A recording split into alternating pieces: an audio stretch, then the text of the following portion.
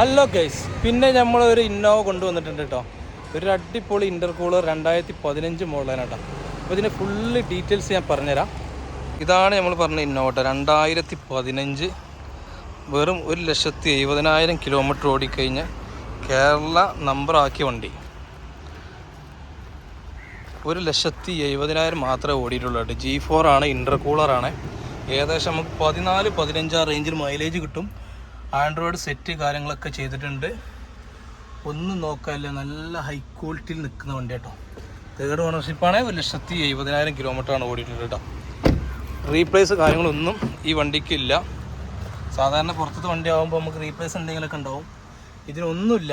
നമുക്ക് ഗ്യാരണ്ടി, എൻജിന് ഫ്ലഡൊക്കെ നമുക്ക് ഗ്യാരണ്ടിയിൽ കൊടുക്കട്ടോ. നല്ല ഹൈ ക്വാളിറ്റി നിൽക്കുന്ന വണ്ടിയാണ്. G4 ഇൻ്റർകൂളർ 2015 മോഡൽ കേട്ടോ. മാക്സിമം നമുക്ക് ലോണും ചെയ്യാം. ടയറൊക്കെ നോക്കുകയാണെന്നുണ്ടെങ്കിൽ നമുക്കൊരു 90-95% ടയർ വരുന്നുണ്ട് കേട്ടോ. അപ്പോൾ ആവശ്യക്കാർ വിളിച്ചോളി. നമ്മളിതിന് ചോദിക്കുന്ന റേറ്റ് 8,10,000 രൂപ കേട്ടോ.